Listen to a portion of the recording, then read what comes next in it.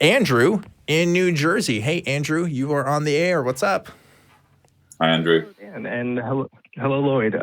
Just real quick, Lloyd, I love your dry wit and humor. I appreciate you on the Atheist Experience. Just wanted to say that first. You're very kind. Thank you. Second, Dan, I'm going to give a quick recap. I've called him before. I was the one who called about a friend who wanted to read a Catholic apologetics book. Yes, I remember that call. And absolutely. I believe through street epistemology, there may have been a slight success in that discussion. All right. I am excited. Tell me more about this. So I started reading the book, and it was painful.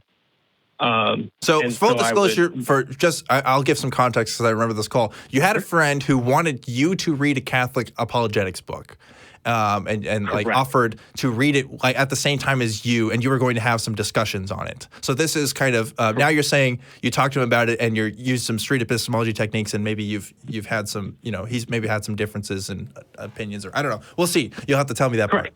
Yeah.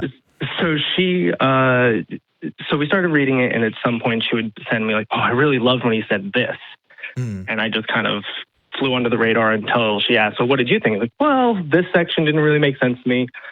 This just sounds like a bunch of claims without any proof of evidence at all.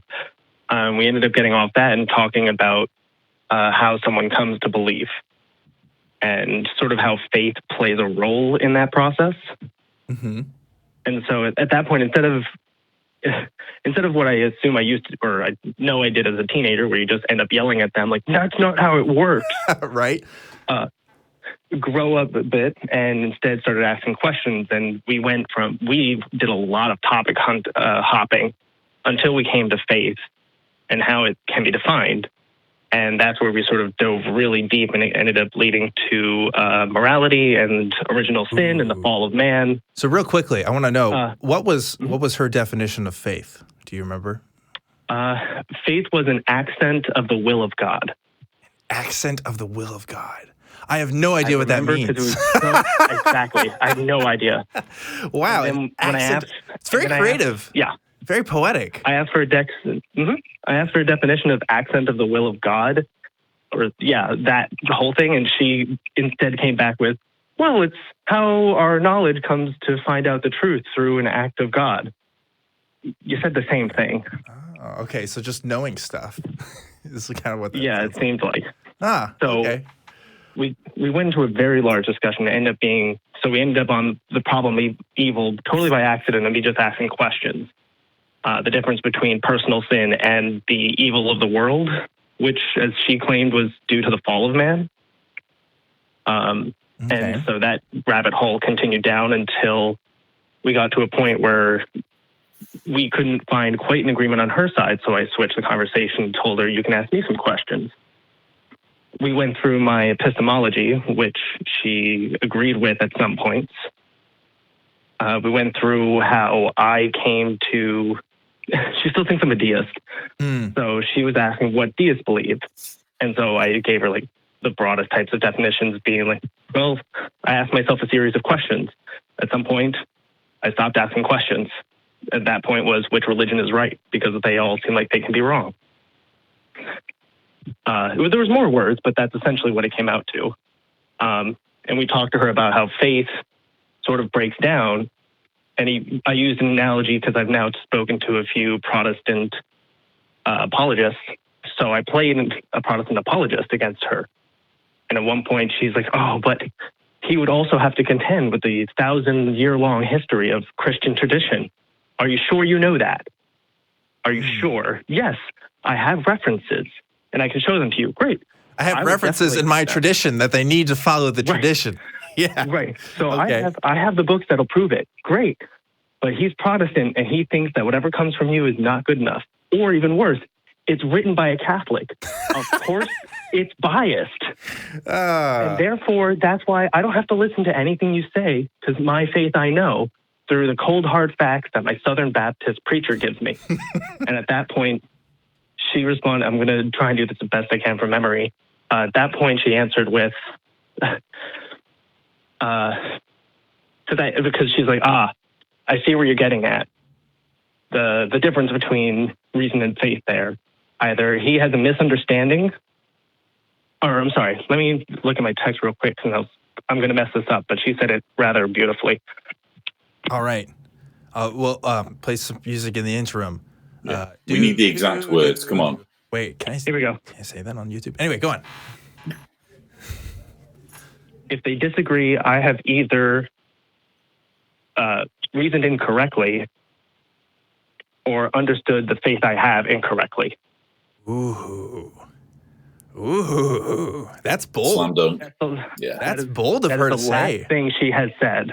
Wow, man. So you've made some. That's progress. That is progress. That is a difference, especially from when we first, kind of had the conversation about this. That's an open mind right there. That's somebody saying, "Hey, I could be wrong." That's important. That's important. So well done, Andrew. Group hug, folks. Yeah. And that's for anybody, right? I would hope that we can all say that we're open to being wrong as much as people who, don't have the same beliefs as us can say that. No, I am absolutely right. Sorry. Right, except for Lloyd, but, Except for me, yeah. Yeah, something about the air in Croatia just makes you really hardened to what you already believe. That makes sense. You speak for yourself there of being wrong, Don't include me in that. That's true. So Andrew, where do you think the conversation needs to go from here? What's the next step? I'm hopeful that she doesn't whiplash from this, because it seems to me as if she really took what I said to heart. It's kind of hard to tell over text because there's no inflection. Mm-hmm. But I'm hoping that she's just digesting this, and instead of coming back with no, I've read the books, I know what's the truth. I'm hoping she's willing to continue, just at least continue faith-based conversations. Mm-hmm. Yeah. But I honestly don't know where to take the conversation from here. It's tricky. It's possible that she could just whiplash on this, and that's something you gotta accept. But before we go into what I think you should do, let me ask you this. Have you gotten any closer to the faith through these conversations? Are you a little more convinced that maybe Catholicism is true? Not even close. Okay. All right. Just, we want to get that out there. But raised by a Catholic dad, at some point you just, I say, look, let's say hypothetically she keeps going down this path. She's probably going to want to know some more information. She might be looking up some more stuff. Oh, yeah. You could be someone who gives her different resources on that stuff that you were considering and contemplating so that you can have conversations with her. I think everybody who ever deconverted from their religion, I certainly wish I had a friend that just kind of guided me through a lot of it. A lot of it was kind of doing things on my own. The fact that you can be there for her, and even if she doesn't go all the way to your beliefs, it's important that, she has her own journey with this and that she's figuring stuff out for herself. But the fact that you can just be there and be a willing participant in her conversations and being completely unjudgmental as you can possibly be, that's going to speak volumes for her and what kind of people we as atheists can be. For sure. So I say, keep doing what you're doing. Keep going through the book and just keep asking her questions like, what'd you think of this? And be open to those conversations. So any thoughts on this, Lloyd? No, I think, again, it sounds like she is in the early stages of embarking on a journey, and it's a journey that she needs to embark on at her own pace. So she's maybe taken a few bounds forward, and it could be that she, just needs to take a breather before having the next kind of in-depth conversation. So just kind of gauge the body language next time you guys are together. If she doesn't want to talk about it, don't talk about it. But if she does, then fantastic. So just let her be in the driving seat, and you won't go far wrong. Yes, definitely. Right. Well, Andrew, I was thinking of... Go ahead. Oops, sorry. I was thinking of sticking with, it seems like philosophy and reason is something that's really important to her, but she just hasn't spent time with it. So I figured I'd keep going down the path of philosophy. Mm-hmm. Mm-hmm. Yeah, she's got that Catholic logic, that Catholic reasoning. Exactly. So that's a tricky game to play. But it sounds like, again, solid water. Yeah, I think you're doing great, Andrew, and I would love to hear more updates on this as it happens. So keep up the great work, and thanks again for calling in tonight. Quick question for you guys. Okay, very quickly. I'll make it super fast because I'm curious what you might think of this definition of philosophy, because if she asks, I want to be able to give something that's semi-coherent. Mm-hmm. I got philosophy was invented by people in many cultures disconnected from each other who are also extremely bored. It attempts to answer as many questions as possible, but is unable to prove anything until the idea is tested. At some point, the idea will either fail or succeed. Its success will be limited and more ideas are needed based on new understanding. I think your definition of philosophy is including a definition of empiricism in there.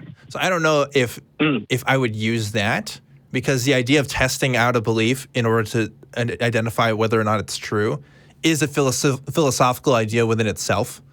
And I don't think you should conflate all of philosophy with empiricism specifically. That's my take on that. That makes sense. Yeah. But I would if you need a definition, just go to Wikipedia. I don't know why you have to make up your own. Yeah. But I don't Good know. point. Anyway, thanks again, Andrew. And I want to hear more on this in the future. So please keep me updated. Take care, Andrew. Man, cool stuff. Sometimes success. Sometimes the coolest thing on this show is when I get updates on people's lives and how they're doing. Whether the conversations here helped or not. So I'm glad that we did that. So. Mm-hmm. Yeah, we need to celebrate our victories, and it sounds like a meaningful conversation was had. Yeah, and again, I cannot stress this enough. The victory here is not that she's one step closer to becoming an atheist. No. She's considering her worldview, and someone with a strongly entrenched position has been open to exploring other sides of things. So that's fantastic. That's what we're celebrating here. Someone who is willing to have an open mind about something, and that's all we can ask for. That's all I can ask for. That's what the show's about, Dan. That's what it's all about. If it's not explicit, it's implicit. If it's not implicit, it's explicit. So